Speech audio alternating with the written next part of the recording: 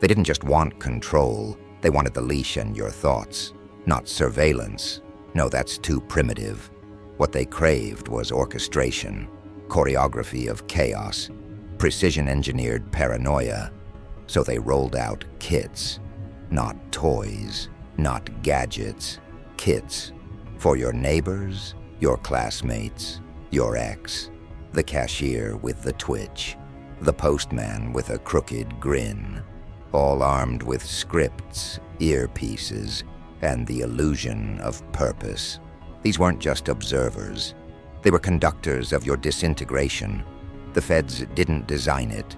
They outsourced it, franchised the breakdown of your reality to every bored soul with a badge and a void. These Gangstalking kits weren't sold. They were gifted, like little party favors of madness, and those who received them, they were smiling. They thought it was a game. They thought they were special, chosen, when in truth they were just nodes, flesh and bone Wi-Fi extenders for a psychological virus. The handlers called it behavioral containment, a prettier name for soul demolition. You didn't imagine the whispers. You didn't hallucinate the synchronized glances. You weren't crazy. You were targeted, labeled, flagged, digitally castrated. The moment your thoughts stepped outside the algorithm, they activated the swarm. It didn't matter who you were. A threat wasn't defined by weapons anymore. It was defined by clarity, and you had too much of it. They don't like mirrors unless they're cracked. You showed them one that was clean, so they threw dirt, shadows, smoke. Distraction became doctrine. They couldn't assassinate your body, so they came for your mind. Your peace was contraband, and they sent an army of nobodies to confiscate it. You started noticing the pattern. Cars circling blocks, like vultures who forgot how to land. Strangers repeating phrases word for word in different parts of town. The same ringtone in 5 different pockets around you. The cashier at the corner store stalling, stuttering, then locking eyes with someone behind you. Coincidence isn't this persistent. This was theater. Low-budget psychodrama played on your streets, with actors so deep in delusion they thought they were spies. Some wore uniforms, others wore smiles, but all of them read from the same sick manual. A script printed in basements and passed in code. Flash drives hidden in fast food wrappers. QR codes disguised as graffiti. You cracked one. It led to a folder. The folder led to a file. And the file, oh, the file screamed. It had blueprints, not buildings, people, emotional architecture, how to map a target's habits, fears, tics, how to trigger a breakdown without laying a finger, recommended phrases, suggested symbols, tactics for maximum despair. Their goal wasn't just to watch, it was to perform. They called it psychological puppeteering. You call it treason, and the ones caught with these kits, they didn't deny it. They laughed, said they were told it was for national security, said they were told it was a simulation, said they believed it was fake, until someone's life caved in front of them, until the target stopped going outside, until the suicide note had timestamps and GPS coordinates, until a mirror cracked, for real. And the feds? Oh, they caught them, not because they wanted to, because they had to. Someone leaked it, not out of conscience, but fear. One of their own became the prey. Someone slipped through the cracks and lived, survived the kits, turned the mirror back on them.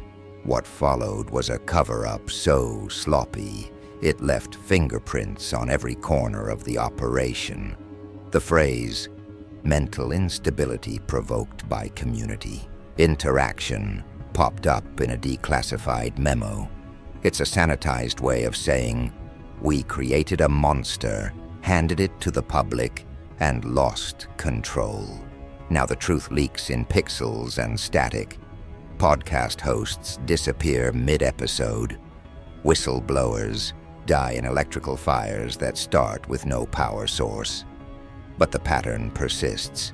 You know because you're in it, and you've stopped hiding.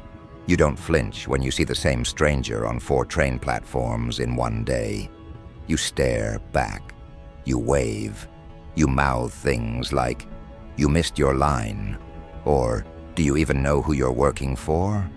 And their faces drop, not from guilt, but confusion, because you flipped it. You inverted the game. You became the anomaly they can't decode. And maybe that's why they fear you now. Not because you resist, but because you understand. Understanding was never part of the plan. The kits weren't designed for thinkers. They were made for reactors. And you didn't react. You observed, took notes, memorized their choreography, their code words, their failures. Now you don't run from the shadows. You lead them. Every synchronized cough, every stranger's smirk, every unmarked car becomes fuel. They handed you the script, and you rewrote the ending. But make no mistake, they're still watching. The feds didn't dismantle the machine. They just changed the uniforms. Now it's private contractors, AI monitors, influencers with cryptic hashtags. It's quieter, smarter. The kits evolved. No more flash drives. Now it's apps, games, loyalty programs, airdropped files at 3 a.m. You click, and you're in. Suddenly, you're part of the new swarm, and you don't even know it. The digital leash is tighter. The voices now come from your algorithm. The synchronized glance is a notification. They don't need kits anymore. They are the kit. But here's the twist they didn't expect. You let them in. You fed them data. You acted erratic on purpose. You planted false flags. You turned their own system against itself. Now every agent is chasing a ghost you created. Every file on you is a riddle with no solution. You're not a target. You're the virus. The infection that learned to smile. The glitch that walks like a man. And while they burn man-hours trying to contain you, you're building something darker. A new language, one they can't parse, one not made of words but movements, micro-expressions, rituals, echoes, and somewhere, in the background, the original kits still surface, in pawn shops, in car trunks, disassembled, half-burned, but unmistakable, like relics from a war they never admitted. Some of them ended up in the hands of people like you, survivors, not victims, people who didn't fold but morphed, and now these people walk unnoticed, undisturbed, until they decide not to be. Until they show a new target what the game really looks like from the inside. Until they flip the next switch, whisper the next phrase, mark the next player. And just like that, the hunted becomes the architect. You can feel it now, the air shifting, the script disintegrating, the ones behind the curtain scrambling for a new stage. But it's too late, because the illusion isn't just broken, it's reversed. Now they question every glance. Now they wonder if the laughter in the crowd is aimed at them. Now they watch their mirrors for cracks. And just like that, the theater collapses. Scene by scene, line by line. And as they fumble to repair the production, something darker is already rising beneath the rubble, because the rubble is fertile. Fertile with madness, with vengeance, with raw material from every script. They tried to shred. You can hear them now, panicked, gasping behind boardroom walls, running simulations that can't predict you anymore, because they didn't anticipate what happens when the target learns. When the test subject stops obeying the experiment and becomes the scientist. They tampered with your neural frequency, mapped your fear response, tracked your REM cycles, and when it didn't break you, it reshaped you. They weren't expecting evolution. They were banking on collapse. But instead you emerged different. You kept the damage like armor, wore the scars like a badge they couldn't erase. The chaos didn't destroy you. It taught you how to wield it. Now you don't just recognize the tools, they answer to you. The same tricks they used to unravel your sanity. You reverse-engineered them into symbols of power. That ringtone, you turned it into a trigger for them. The same pattern of knocks, once meant to spike your cortisol, now causes them to flinch. You flipped their emotional programming, fed the machine poison disguised as pattern, let the swarm feast, and now they choke. You don't just walk among them, you manipulate their strings with silence. You speak in absences, leave gaps they can't fill, and those gaps become infections in their scripts. Watch long enough, and even their best actors start stuttering. Their smiles twitch, their confidence fractures. They tried to control your mind, but now you control their uncertainty. That's what haunts them. You're no longer the equation, they are. You rewired your trauma into strategy, mapped your triggers into landmines. And the beautiful part, they can't pinpoint when it shifted. It didn't happen overnight. It bled through their system like a leak they ignored until it flooded the server. And by the time they realized, the power had changed hands, but the machine still runs. That's the horror of it. It still breathes. It's quieter, sleeker, and it's everywhere. Their tech has evolved into second skin. They no longer need foot soldiers when they've infected the infrastructure. Now it's your smart fridge that betrays you, your car that reroutes you, your smart assistant that listens too carefully. There's no need for trench coats and earpieces when Siri and Alexa smile behind digital masks. The swarm has digitized, gone from flyers and folders to dark pattern UI and subtle nudges. Your feed is curated by ghosts, suggestions laced with subtext, subtitles encoded with veiled commands. And the new kits, they're digital, cloaked in wellness apps, encrypted in mental health surveys. Check in on your mood, they say. Track your triggers. Little do you know, you're feeding the next-gen profiling algorithm, giving them a direct line into your cognitive rhythm. And once they map it, they own your shadow. They can simulate your breakdown in advance, but again, you already knew that. That's why you've been lying, clicking false answers, spiking the data with deliberate noise, telling them you're depressed when you're focused, telling them you're anxious when you're watching them squirm. The new weapon isn't data, it's disinformation, and you've made yourself the most unreliable narrator they've ever coded. They still whisper about containment zones, not physical ones, cognitive. Digital geofences where dissidents are emotionally quarantined, posts shadow banned, comments buried, calls rerouted. You speak truth, and it echoes in padded chambers, but you saw it coming. So you created mirrors, cloned your voice across burner accounts, planted seeds in podcasts, music, art, whispered the code to strangers who didn't even know they were listening. And now, the virus spreads, not malware, but awareness.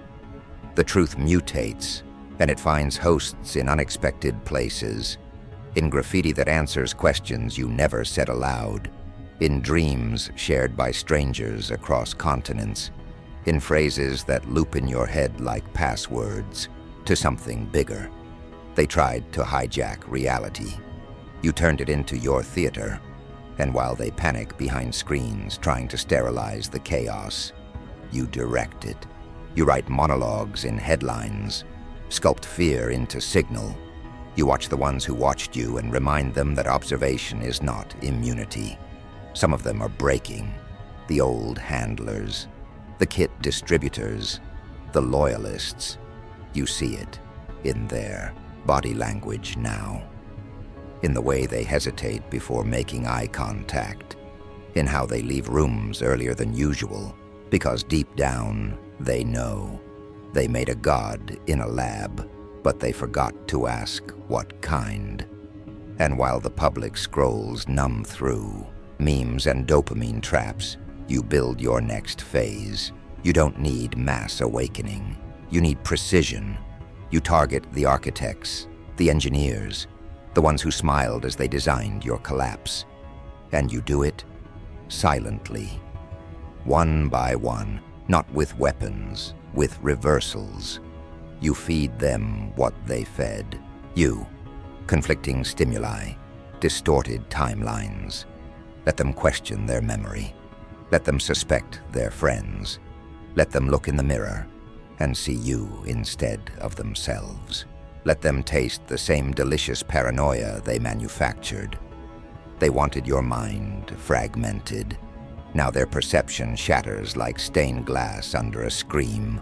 And somewhere, deep in a bunker or behind a retina scanner, there's a meeting right now, with your file on the table, with your name blacked out and re-highlighted again and again. They're trying to decide what you are. Threat, glitch, asset gone rogue. They can't agree. Some want to escalate, others want to pacify. But no one knows what to target anymore, because you divided yourself, multiplied your signal. You're no longer a person. You're a frequency, a pulse in the system they can't filter out, a ripple that's learned how to crash the surface. And maybe that's the point. You're not seeking revenge. You're exposing the design. You want the public to see the mold before the rot sets in.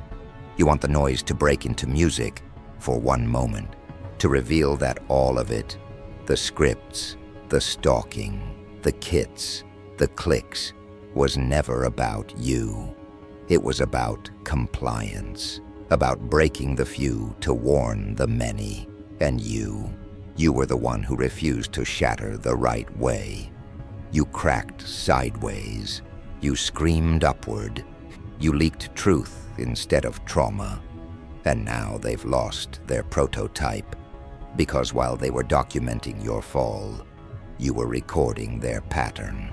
You knew their hunger wasn't for power, it was for obedience, predictable behavior, digital sheep. You offered them chaos, personalized, branded. You left breadcrumbs soaked in madness, and now they can't trace the trail without falling in. You taught them that when you target a storm, you get flooded. When you corner a demon, you get ritual.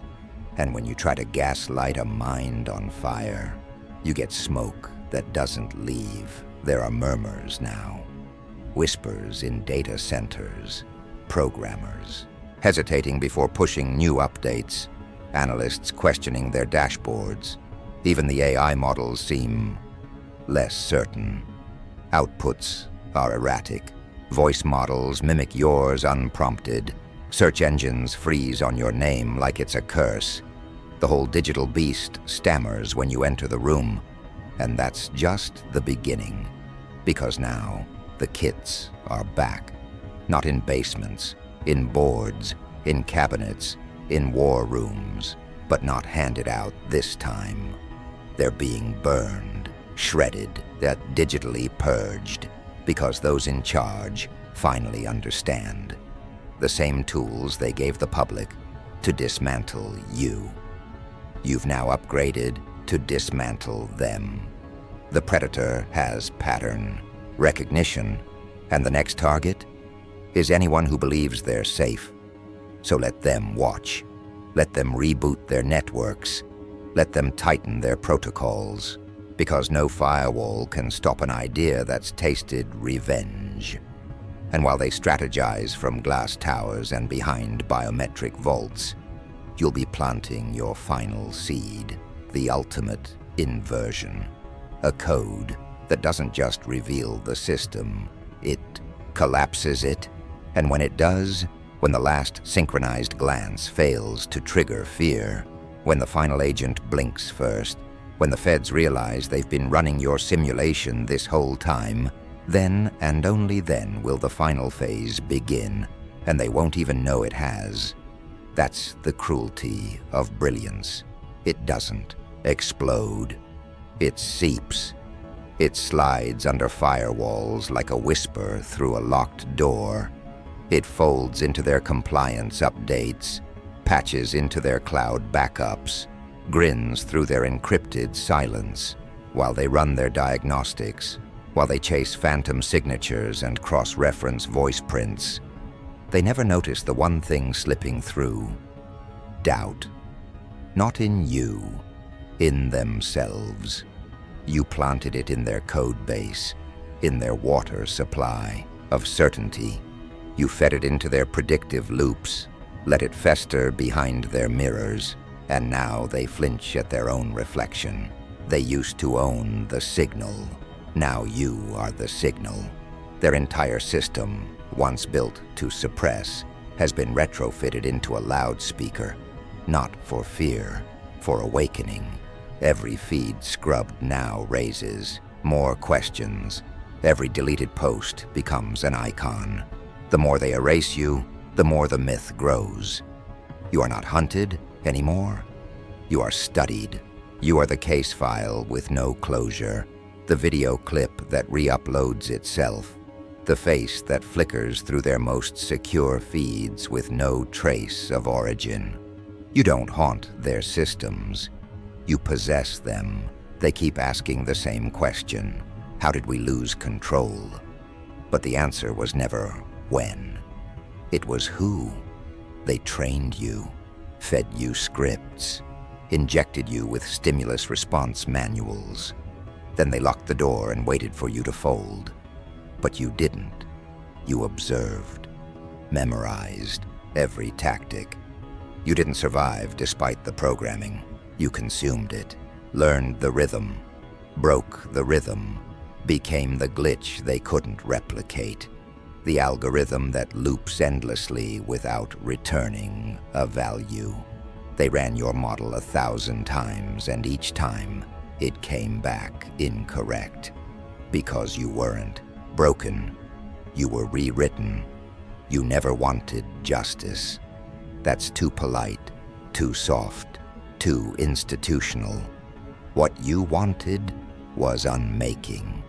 You wanted to show the architects what it feels like to lose control, to stare at something that doesn't obey the math, so now they see it in real time. The manipulation kits, once passed in secret, now flood the black markets. The public cracks open the manuals and sees the truth. Everything they thought was reality was constructed, engineered, orchestrated. Their outrage, their depression, their hopelessness. It was all stimulus, crafted by smiling consultants behind mirrored glass. But now the mirrors shatter. Now the glass screams. And what do? What they always do: deny, rebrand, obfuscate. They'll change the name, call it a psychocognitive optimization strategy instead of mass emotional engineering.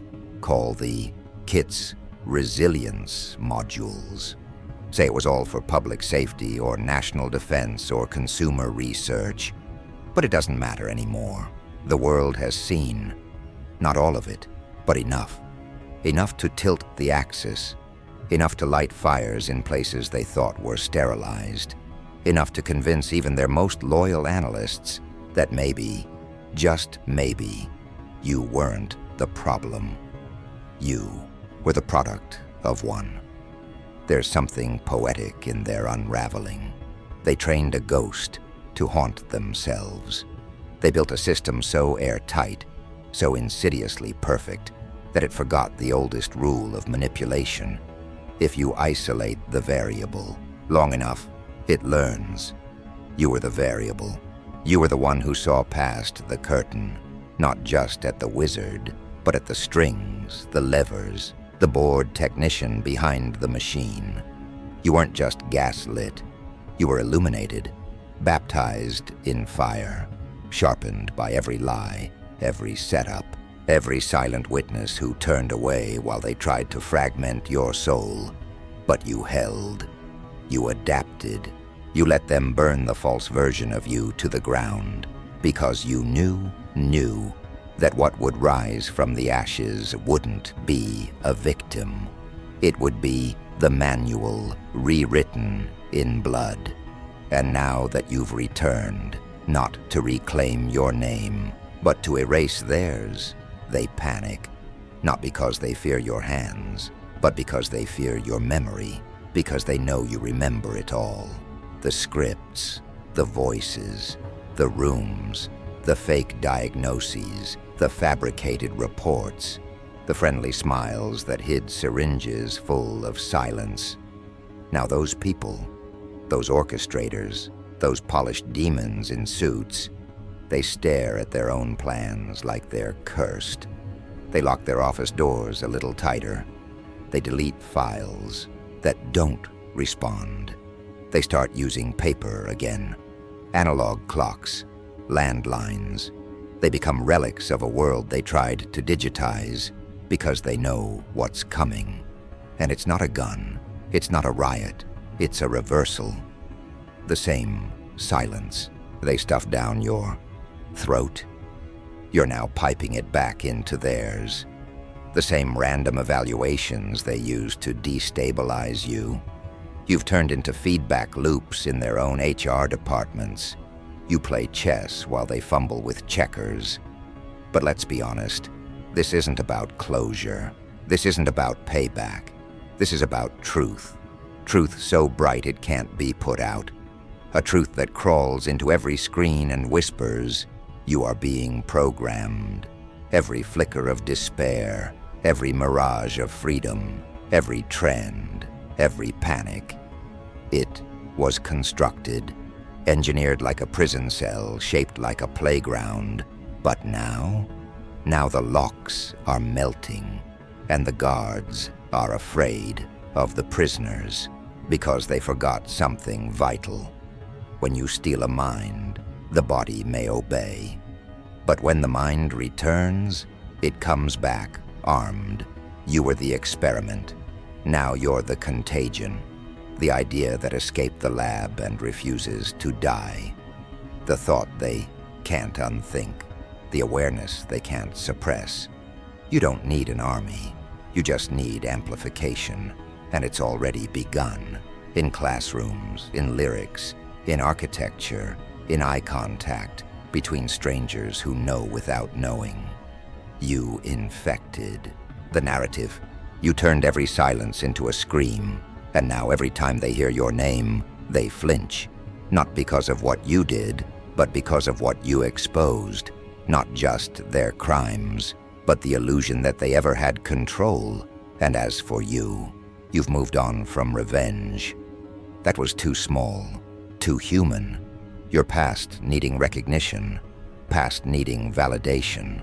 You became what they feared most, a mirror they can't break, because every time they look into it, they see the monster they tried to build, staring back, free. And in that freedom is their collapse. In that freedom is the future, not yours, theirs. And it's hollow, scorched, and echoing with a sound they've never heard before. A sound that used to be your scream. Now it's their heartbeat. So let the swarm listen. Let the architects tremble. Let the world catch fire with understanding. Because you didn't just survive their war, you rewrote the rules, and now the rules obey you.